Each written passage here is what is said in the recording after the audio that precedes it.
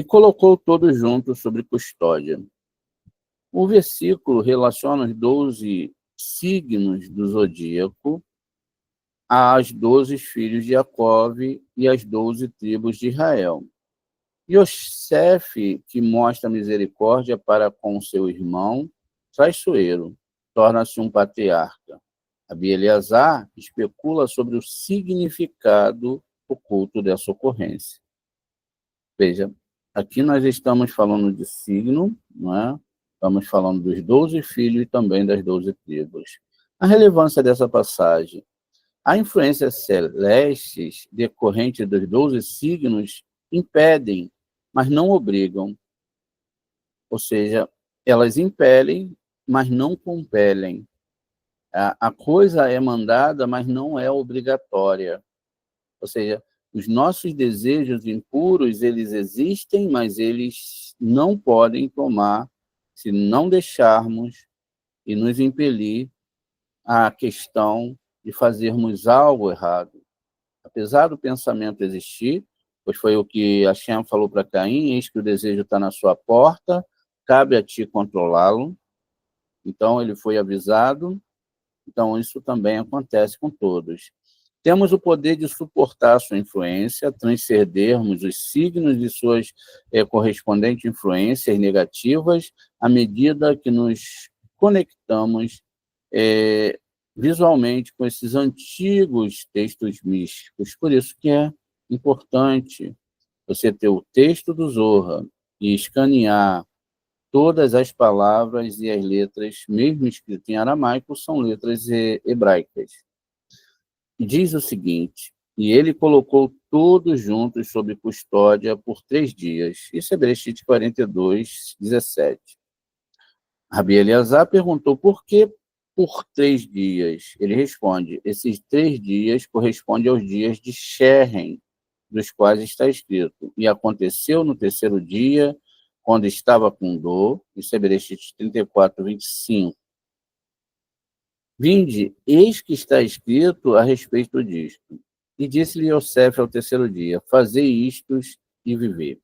Isso nos ensina que ele não agiu em relação a eles como agiram em relação a Sherem. Eles fizeram o povo de Sherem aceitar isso sobre eles. Então, a palavra Zot, né, que é a palavra Z, que é também um núcleo chamada isto. Geralmente, quando se lê a Torá, a gente tem essa palavra Zot, como está aqui, olha, como isto, né? Mas, na verdade, isso tem um significado de ser uma núcleo, e é o segredo da aliança, porque a aliança que é o segredo de Esod que está anexado para ela. E quando foram circuncidados, foram mortos e nenhuma testemunha restou. Mas ele disse: está escrito, isto fazei e vivei, isto é, ele os deixará viver. A razão é que temo o Elohim e guarda aliança, e tudo ele faz foi apenas para o bem de Benjamim, ou seja, para fazê-lo trazer Benjamim.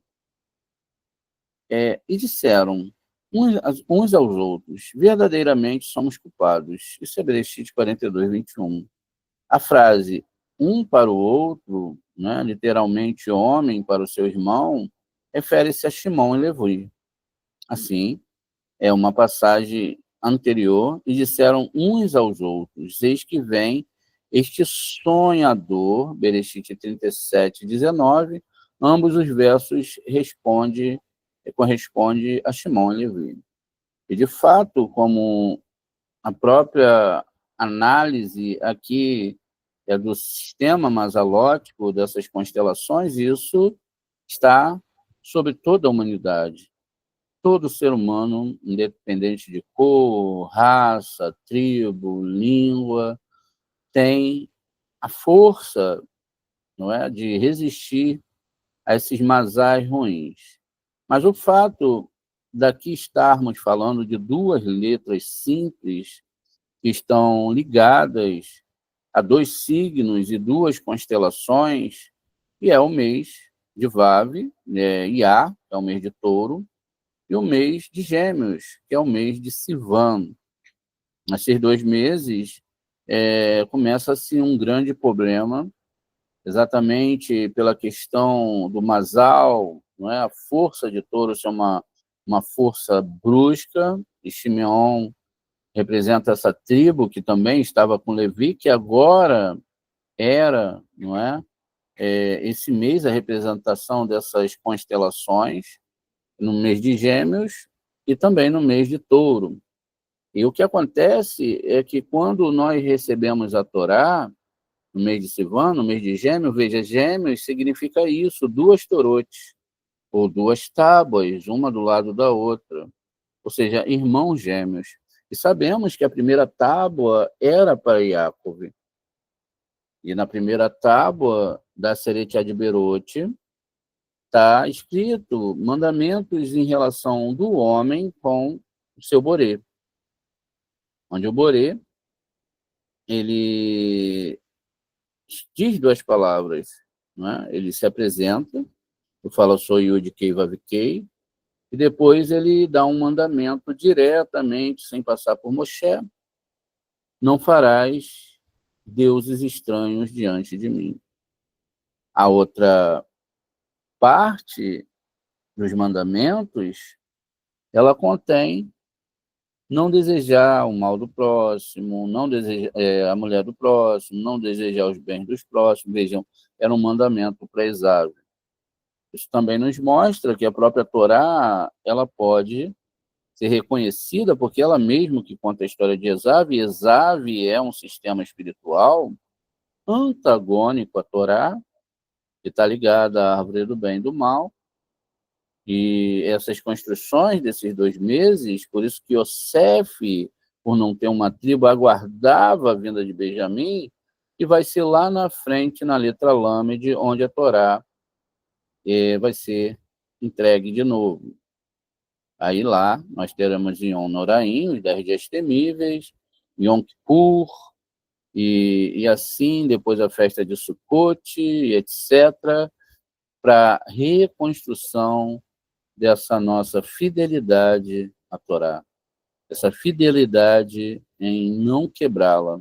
Mas o que nos é mostrado aqui é que esses meses e essas forças que se empenham em tirar a pessoa da Torá, muitas vezes não com castigos, mas com bênçãos, né? O mal, ele oferece coisas para tirar a pessoa da Torá. Então, vão acontecer, como no caso de Bilã, coisas que vão parecer milagres. Veja, Bilã estava tranquilo na sua, já era bem famoso, até que uns príncipes, mandado por Balaque, foi visitá-lo para que ele pudesse amaldiçoar o povo de Israel. E aí, de fato, no primeiro momento, ele vai consultar Yud Kei Vav Kei, ao qual ele achava que consultava, mas não era. Quem respondia era Elohim, por causa do espelhamento que ele fazia.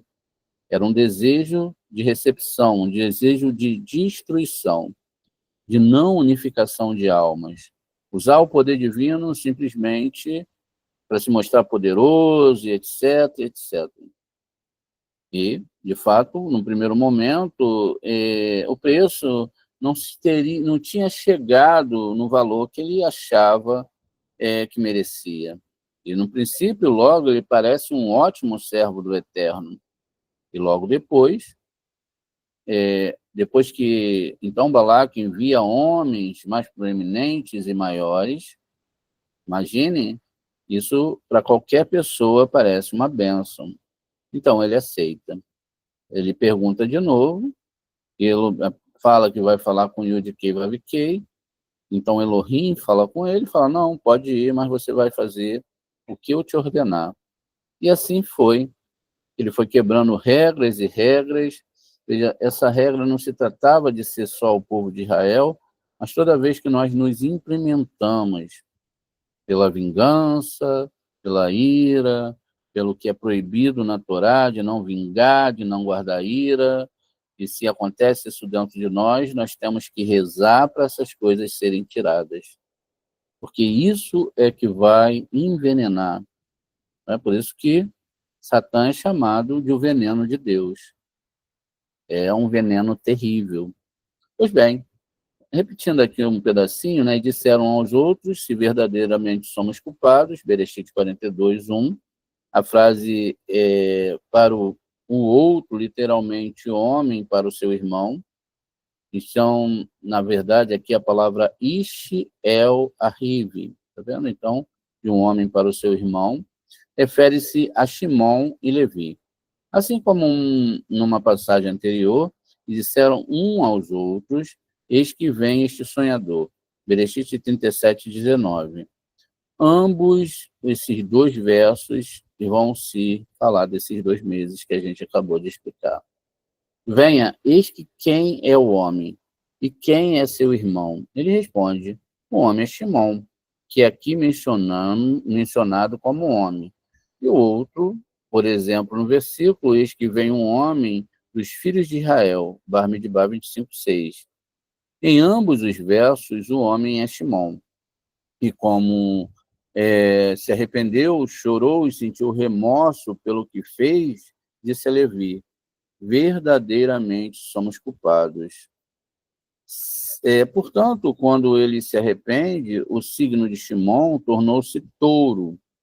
Há 12 signos que correspondem a 12 tribos. Ares é Reuven e touro, né? A Shimon e assim por diante.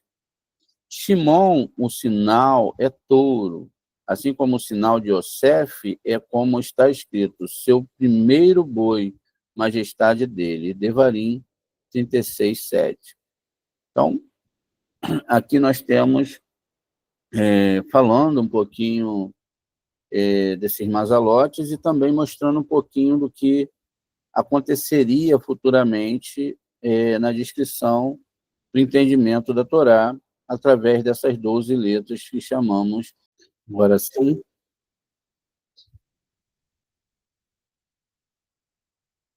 Muito bem. A gente leu aqui o 144, mas vamos continuar aqui.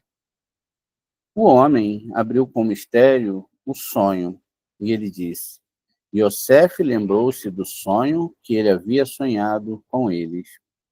Ele pergunta sobre as palavras, e Yosef lembrou dos sonhos. Que Yosef lembrava dos sonhos que tinha com eles? O que teria acontecido se eles as esquecessem? Como Yosef foi sábio e estudou o versículo, um homem prudente age com conhecimento, mas o tolo põe nua a sua loucura. Isso é Michelei 13:16. Ele responde, quando Yosef viu curvando-se diante dele os rostos voltados para a terra, isso seus irmãos, ele lembrou-se do sonho que sonhou com eles, como está escrito, e eis que meu feixe se levantou, e também ficou de pé. Eis que os vossos feixes ficaram em volta, e se curvaram ao meu feixe. Isso é Bereshit 37, 7. Pois quando ele viu, seus irmãos prostraram-se diante dele, como está escrito, e os irmãos de Yosef vieram e se curvaram diante dele com seus rostos na terra, então Yosef lembrou-se dos sonhos que ele havia sonhado. Isto é, ele os viu se tornando realidade. Assim, Yosef se lembrou dos sonhos, significa que eles se tornaram realidade. Isso é, quando nós sonhamos e o sonho ele vem se tornar realidade. Yosef se lembrou dos sonhos que sonhou, também pode significar que ele foi lembrado deles, porque não há esquecimento diante do santo, bendito seja ele. Um homem deve também lembrar de um bom sonho, para que ele não seja esquecido, pois então ele é realizado, mas se for esquecido por ele, é esquecido acima, e o sonho não se torna realidade. Venha, eis que um sonho que não foi interpretado se assemelha a uma carta não aberta, pois o sonhador não tira nenhum benefício dela. Venha, eis que aquele que não se lembra do sonho age como se não soubesse interpretá-lo. Portanto, quem esquece seu sonho e não conseguir se lembrar dele, encontrará seu sonho não realizado. Yosef, portanto, lembrou-se de seu sonho e nunca o esqueceu, para que se tornasse realidade. Ele esperou o tempo todo. Ele lhe disse: vocês são espiões. Isso é, Bereshit 42, 9. Embora se lembrasse do sonho, ele não disse nada, exceto: vocês são espiões. Vamos ver aqui Bereshit 42, 9.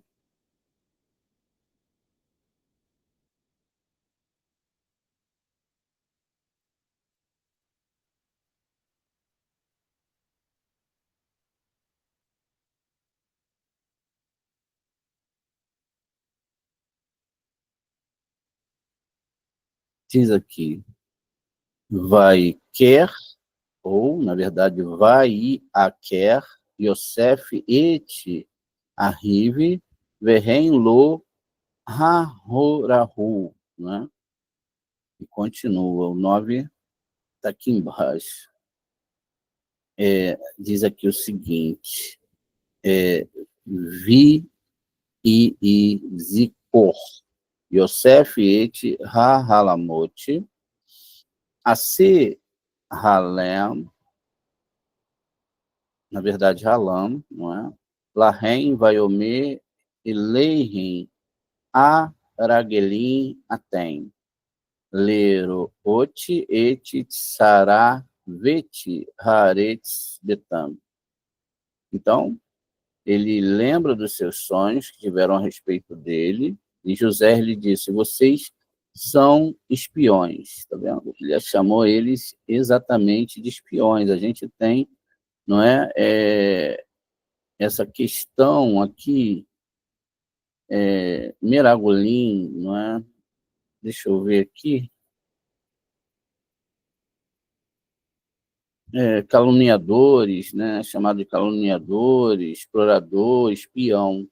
Então, eles são Meragilim, que pode estar ligado, dependendo da conjunção verbal, a raiz aqui é Hagal, que é ir a pé, espiar, andar junto, mover, enfim. Mas aqui é traduzido como explorador, espião. Por isso que nós temos a paraxá dos Meraglins, né? Os 10 espiões. Pois bem, então, embora se lembrasse do sonho, ele não disse nada, exceto que eles eram Meraglim.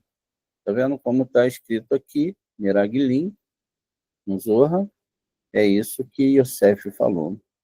O Rabi Yossi continuou com o versículo: porque um sonho vem através de uma multidão de negócios. E a voz de um tolo é conhecida por uma multidão de palavras. Correlete 5.2. Ele explicou que um sonho vem através de uma infinidade de negócios, significa que há muitos que ajudam o sonho a perdurar, incluindo os chefes e os graus e notas, pois alguns sonhos são todos verdades e alguns contêm verdade e mentira. Ou seja, uma parte se torna realidade e outra não. Mas aos verdadeiramente justos não é mostrado nenhuma mentira em seu sonho. Mostram-lhe apenas a verdade.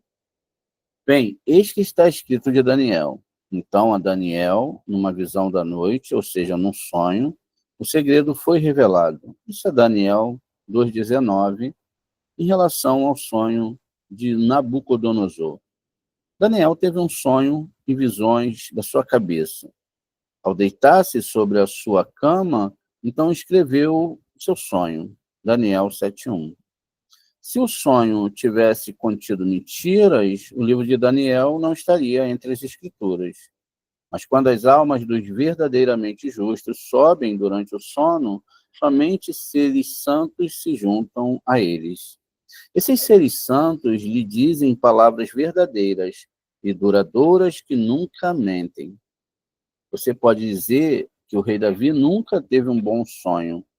Pode-se concluir que ele viu coisas inverídicas.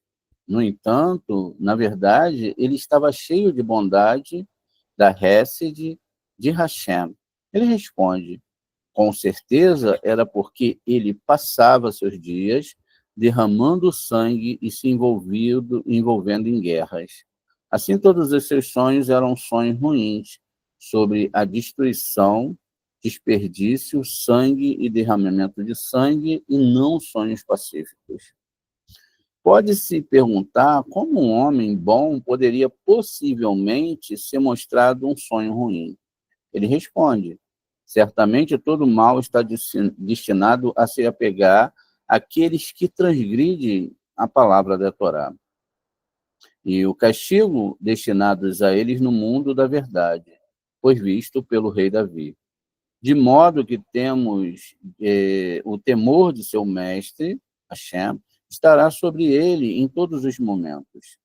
Isso resolve a questão como ele poderia ter visto coisas inverídicas. Aqui uma pergunta. Ele os via em relação aos pecadores, para os quais eram reais. Foi-lhe mostrado tudo isso para despertar o medo do céu nele. Foi dito a respeito do versículo: e Elohim o fez parar para que os homens temam diante dele. Isso é Correlete 3,14, que é um sonho ruim, que faz com que o homem tenha medo. Um homem justo é mostrado um sonho ruim, um homem justo não é mostrado um sonho ruim, como já dissemos. Vinde, eis que aprendemos que quando um homem tem um sonho, ele deve falar sobre ele e deve buscar uma interpretação diante de seus amigos, cujos desejos lhes serão favoráveis e cujas palavras serão expressas para o seu bem.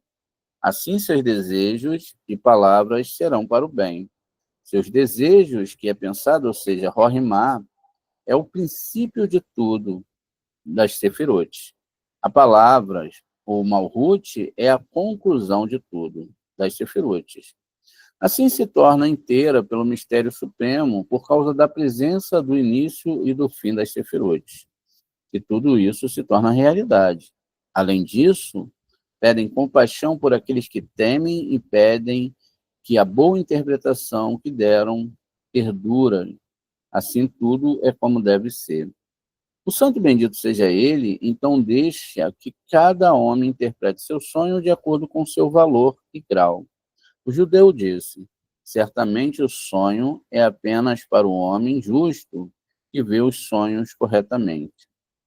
Venha, eis que quando um homem dorme em sua cama, sua alma parte e vaga pelo mundo acima.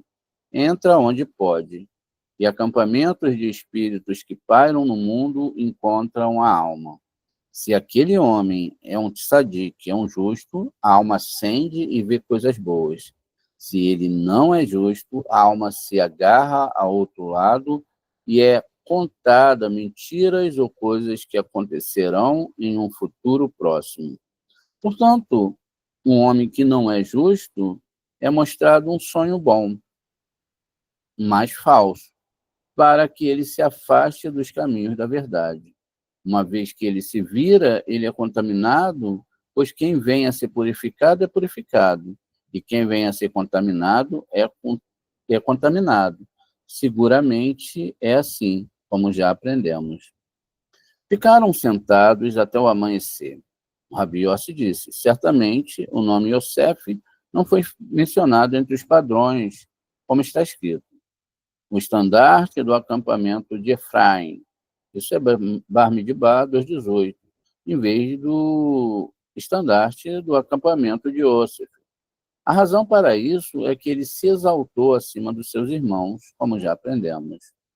O judeu disse: certamente ouvi dizer que Yosef é do mundo do macho, sendo Yesod de Zerampim. E todas as tribos eram do mundo do feminino, ou seja, a Sheriná. Yosef, portanto, não tinha parte nos padrões, sendo do mundo masculino. Está escrito: nós, do hebraico narno. Aqui nós temos a palavra narno, que significa nós. São todos de um só homem, ou seja, filhos. Isso é Bereshit 42:11. Ele pergunta por que é escrito narno em vez da forma padrão, anarno. porque o Aleph está faltando. Então, a gente tem aqui a palavra Narno, sem um Aleph, e aqui a gente tem a palavra Anarno, nós, corretamente. E aí, porque o Aleph está faltando, ele responde, porque o segredo da aliança, que é Yosef, não estava entre eles. O Aleph se foi e foi escrito Narno. Assim como o Aleph é macho e Beit é fêmea, a Aleph e Yosef desapareceu. E apenas as letras femininas de Narno permaneceram com a Shekhinah, que contém o segredo das tribos. Mais tarde eles disseram, nós, do hebraico anarno, são homens verdadeiros. Isso é Bereshit 42, 11. Com a letra Aleph adicionada. Eles disseram isso, mas não sabiam o que disseram, pois foi por causa de Yosef que eles proferiram a palavra completa anarno, como sabemos disso. No versículo, e eles disseram, teus servos são 12, nós somos. E lá em Bereshit, agora no 42, 13, a palavra vai estar certa, né? Anarno, irmãos, 42, 13. Vamos incluindo Yosef.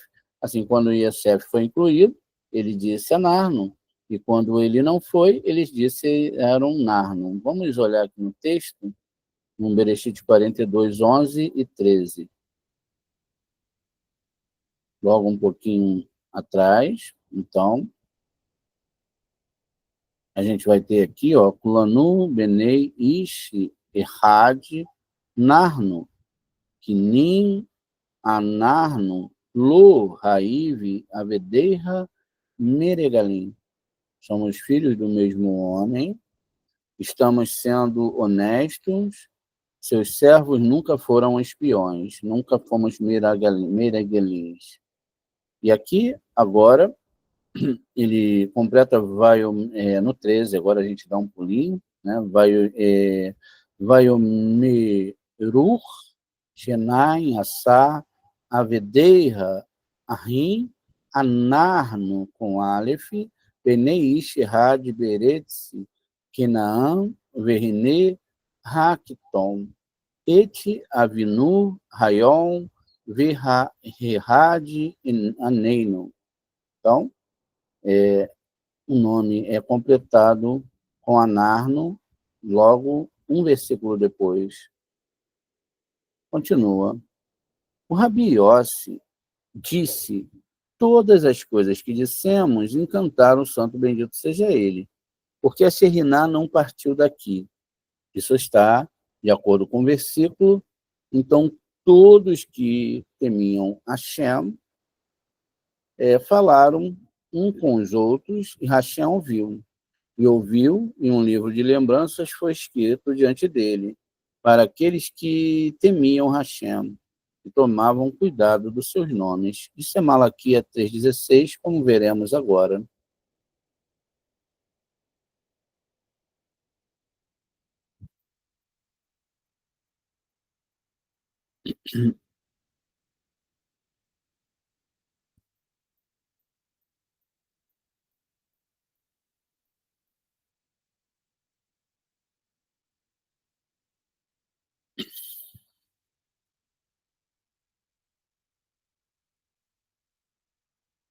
Está aqui, eis Nedeverur, Irei Adonai, Ish El Haehu, Vaikshev Adonai, Vaishma, Vaikatav Sefer, Zeheron, Caron, Lefinaiv, Leerei Adonai, o Roche Vei Shemot. Então, aqui tem um Sefer, né, Zicaron, um Sefer de lembranças, que é escrito, não é?